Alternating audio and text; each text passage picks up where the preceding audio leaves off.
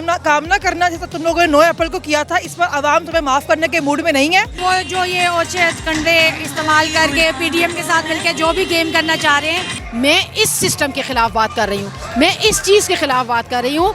जी राना सनाउल्लाह ने आज तक कोई सही बात नहीं की, ये भी उनकी गलत बयानी है। गवर्नर साहब को सिर्फ ये कहना चाहूँगी, तारीख कभी नहीं भूलती, और इस दफ़ा अगर पीटीआई इलेक्शंस हो गए तो क्लीन स्वीप करेगी। पाकिस्तान देखिए दिवालिया तो हो चुका है, जितनी बाहर की इंटरनेशनल कंपनी है वो सारी पाकिस्तान के अंदर जो है वो बंद कर रही है, अपनी कारखाने वगैरह बंद कर रही हैं। बिस्मिल्लाहिर्रहमानिर्रहीम, अस्सलामुअलैकुम। डीएस डिजिटल टीवी से मैं तलहा सुलहरी हूँ और आप देख रहे हैं प्रोग्राम राय अपनी अपनी। नाज़रीन कराम, इस वक्त हम गवर्नर हाउस पंजाब के बाहर मौजूद हैं। यहाँ पर पीटीआई के कारकुनान और पीटीआई के रहनुमाओं की जानिब से प्रोटेस्ट किया जा रहा है गवर्नर पंजाब बलीगुर रहमान के अगेंस्ट। तो मैं पीटीआई के कारकुनान और पीटीआई के रहनुमाओं से गुफ्तगू करता हूँ, आप मेरी गुफ्तगू मुलाहिज़ा फरमाएं। Stay tuned. अस्सलाम वालेकुम। वालेकुम सलाम। मैम, आप बलीगुर रहमान गवर्नर पंजाब हैं, जो इनको क्या मैसेज देंगे? देखिए बेटा, ऑनेस्ट बात यह है कि किसी की ज़ात से हमें कोई दिलचस्पी नहीं है। कोई गवर्नर है, कोई सीएम है, मैं कहती हूँ कोई प्राइम मिनिस्टर बन गया, बने कैसे हैं, मेरी किसी की ज़ात से लड़ाई नहीं है, मैं इस सिस्टम से लड़ रही हूँ। मैंने एक आदमी को वोट दिया था, उसका नाम इमरान खान है। मेरे वोटर्स साथ रो रहे हैं, चीख रहे हैं कि जी हमने जिस आदमी को एमएनए बनाया था वो किसी से पैसे लेके उसने वोट किसी और को दे दिया है। कौमी असेंबली में अपोजिशन बेंचों से उठ के ये लोग हुकूमती बेंचों पे बैठ गए। क्यों? वोट तो मैंने इनको नहीं दिया, ये इनका इस्तेहकाक नहीं है, इनका राइट नहीं है। अब ये कोई कानून पास करें, ये कोई लॉ पास करें, ये कोई समरी मूव करें, ये कुछ भी करें, मैं समझती हूँ ये गैर आईनी है, ये कॉन्स्टिट्यूशन की खिलाफ वर्जी है। मैं इस वक्त गवर्नर साहब को सिर्फ ये कहना चाहूँगी, तारीख कभी नहीं भूलती।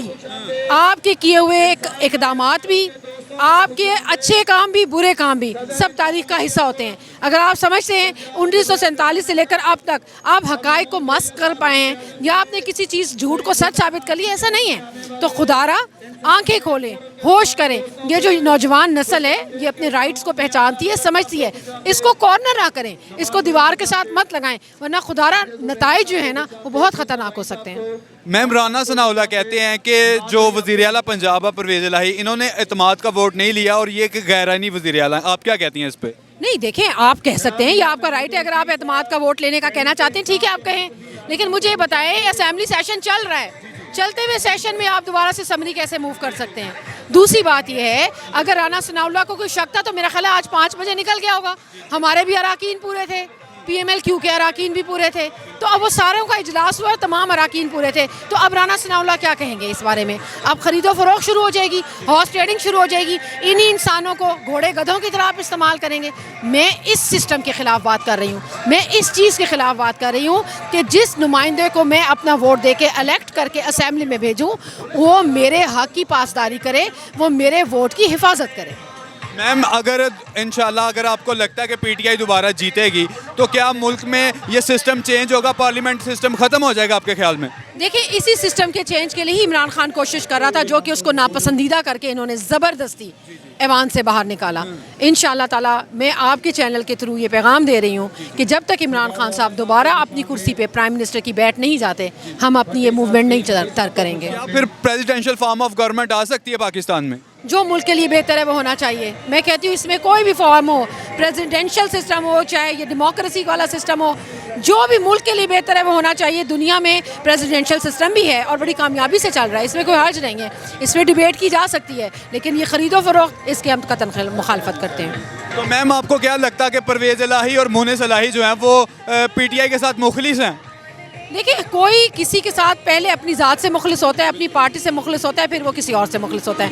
वो एक अलहदा इस्तेहकाक रखते हैं, उनकी एक अलहदा जमात है, वो अपनी जमात का मौक़िफ़ रखते हैं, हम अपनी जमात का मौक़िफ़ रखते हैं। हमारे पास भी बहुत सारे बच्चे ऐसे हैं, हमारे लोग हैं जिनको परवेज़ इलाही या मोनस की बात से इख्तलाफ भी हो सकता है। तो मैं समझती हूँ कि कोई भी जमात अलाइंस जब करती है तो वो अलाइंस मुल्क के लिए, एक बेटरमेंट के लिए होता है, वो किसी की ज़ात के लिए नहीं होता।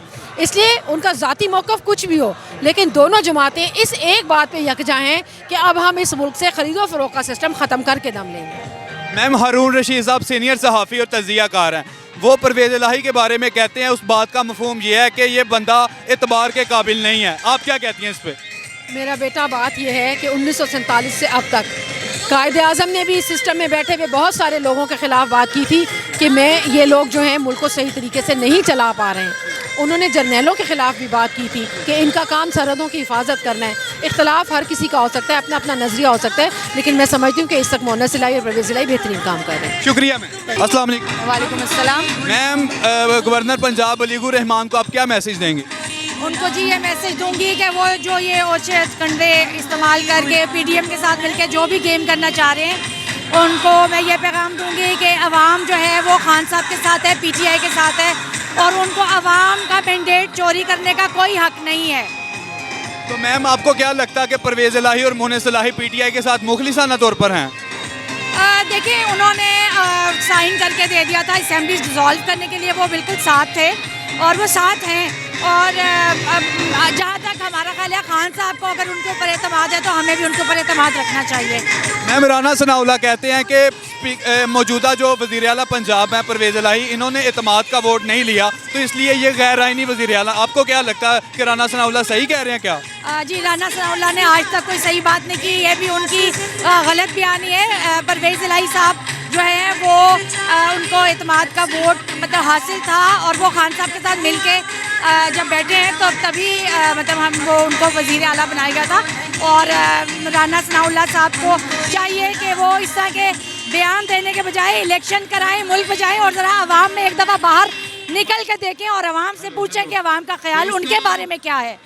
मैम, 23 दिसंबर को अनाउंसमेंट कर रखी है इमरान खान साहब ने कि जुम्मे वाले दिन 23 दिसंबर को असम्बलियाँ तहलील हो जाएंगी, तो क्या असम्बलियाँ तहलील हो जाएंगी फिर? देखिए जी, असम्बलियाँ तहलील होने का ऐलान खान साहब ने किया, तभी तो ये सारा तमाशा किया जा रहा है। और अगर ये लोग इतने ही सच्चे हैं और इनको अगर अपने ऊपर इनको एतमाद है तो ये लोग इलेक्शंस करवाएं, असम्बलियाँ तहलील होने दें और इलेक्शंस करवाएं, और जो गवर्नमेंट आ जाएगी अवाम के मैंडेट से हमें वो कबूल होगी। मैम, ये इलेक्शन क्यों नहीं करवा रहे आपके ख्याल में?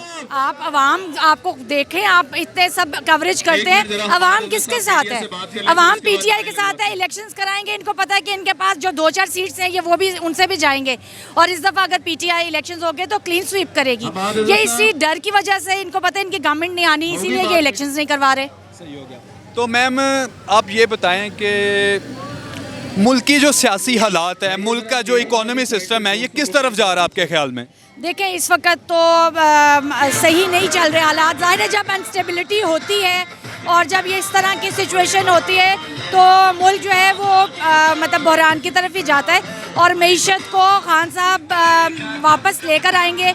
और इंशाल्लाह खान साहब की कॉल पे आप देखते हैं कि लोग जिस तरह डोनेशन देते हैं, लोग जिस तरह खान साहब की कॉल पर बाहर निकलते हैं, तो खान साहब को अगर ये लोग स्टेबिलिटी मुल्क में लाने दें, और जो कि इलेक्शन से ही आएगी। लोग देखिए, इस वक्त एक अनसर्टन सिचुएशन है ना, कभी कोई पार्टी कह रही है हमें गवर्नमेंट में, कभी कोई पार्टी कर, तो इसका यही तरीका है कि आप इलेक्शंस करवा दें, जो पार्टी आ जाएगी मेजॉरिटी लेके वो गवर्नमेंट बना ले। मैम, आपके ख्याल में क्या पाकिस्तान डिफॉल्ट हो चुका हुआ है? नहीं जी, खुदा न खास्ता पाकिस्तान डिफ़ॉल्ट नहीं हो सकता। ये रमज़ान में बना था, ये कलमा पाक के ऊपर बना हुआ मुल्क है। इसके साथ जो जितना मर्जी इतने अरसे से बुरा कर रहे हैं, ये अपनी ये कायम दायम है, और ये इंशाल्लाह हमेशा कायम रहेगा। Thank you ma'am. Thank you. अस्सलाम वालेकुम। वालेकुम अस्सलाम। मैम, गवर्नर पंजाब अलीगुर रहमान को आप क्या मैसेज देंगे? मैं इससे कहूँगी कोई भी गैर नहीं काम ना करना, जैसा तुम लोगों ने 9 अप्रैल को किया था। इस पर आवाम तुम्हें माफ़ करने के मूड में नहीं है, और फवाद चौधरी ने बता दिया है कोई भी गैर आइनी काम हुआ तो आर्टिकल 6 लगेगा आपके ऊपर। मैम, राना सनाउल्लाह कहते हैं कि वज़ीर आला पंजाब ने एतमाद का वोट नहीं लिया और इसलिए वो गैर आइनी वज़ीर आला। आप क्या कहेंगे इस पर? पहली बात तो ये है, जिन्होंने हुकूमत कायम की हुई है वफाक के अंदर, वही गैर कानूनी गैर आइनी है, हम उस हुकूमत को तो नहीं मानते हैं। चोर से वजह से आए हैं ये लोग। और दूसरी बात यह है कि अभी जो हमारे कह दिया स्पीकर ने कि 1 जनवरी को हम करवा रहे हैं वोट ऑफ नो कॉन्फिडेंस, ले रहा है कॉन्फिडेंस का वोट ले रहा है, उसके बाद असेंबली तहलील कर दी जाएंगी इंशाल्लाह। लेकिन 23 दिसंबर रोज़ जुम्मा को असेंबलियाँ नहीं तहलील हो सकेंगी? हाँ जी, नहीं होंगी, लेकिन 1 जनवरी को होंगी इंशाल्लाह। तो ये हुकूमत इलेक्शन क्यों नहीं करवा रही मैम आपके ख्याल में? क्योंकि उनको मालूम है खान साहब इतने मकबूल हैं, ये सारी पार्टीज मिलकर भी खान साहब को नहीं हरा सकती है। ये जानते हैं खान साहब का मुकाबला ये मैदान में नहीं कर सकते हैं, इसलिए कभी इलेक्शन कमिश्नर को साथ बुलाते हैं, तो कभी किसी को साथ बुलाते हैं, ब्लैकमेल करते हैं, कभी ऑडियो वीडियो जारी करते हैं, क्योंकि ये जानते हैं कि जो आवाम है वो खान साहब के साथ खड़ी हुई है। मैम, आपके ख्याल में क्या पाकिस्तान डिफ़ॉल्ट कर चुका हुआ है?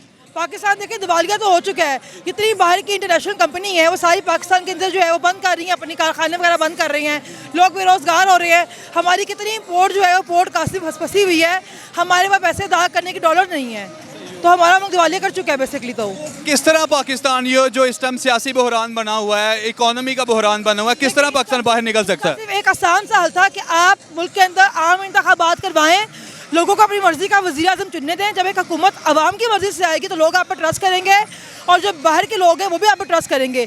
लोग आप पर ट्रस्ट नहीं कर रहे ना, आपकी हुकूमत का कोई मतलब कोई सीन लग नजर आ रहा ना। जो बैठे हुए लोग सब बाहर के जो लोग देखते हैं हमारा मजाक उड़ाते हैं कि जो हुकूमत बैठी हुई है ये आवाम की मर्जी से नहीं आई हुई है। रोज़ एक ड्रामा हो रहा है, लोग 8 माह से एहतजाज कर रहे हैं। किससे एहतजाज कर रहे हैं? कि चाहते हैं कि मुल्क के अंदर जो एक आम इंतखाबात है वो करवाए जाए, आवाम की मर्जी से वज़ीर आज़म आएगा तो लोग आप पर ट्रस्ट भी करेंगे, लोग आपके मुल्क के अंदर इन्वेस्टमेंट भी करेंगे। मैम, पाकिस्तान क्रिकेट बोर्ड का चेयरमैन बना दिया गया नजम सेठी को, आप पाकिस्तान के क्रिकेट का क्या मुस्तकबिल देख रही हैं? पाकिस्तान जिस तरह पाकिस्तान का हाल है वही क्रिकेट बोर्ड का हाल भी होगा, क्योंकि नजम शेट्टी जो है उसका काम क्या है? पाँव चाटो। पाकिस्तान के अंदर मेरिट तो अब रह ही नहीं कोई गया ना। जो जितना बड़ी चमचगी करेगा, पाँव चाटेगा, पटा गले में पहनेगा, इनकी मर्जी के मुताबिक बात करेगा, उसको इतना बड़ा ओहदा मिल जाएगा। तो मैम, ये नजम सेठी पर इतनी नवाजिशात क्यों की जाती हैं? क्योंकि वो उनका अपना पालतू है ना। मैम, किन का पालतू है? जो सारा निज़ाम चला रहे हैं उनका पालतू है। शुक्रिया मैम। Thank you.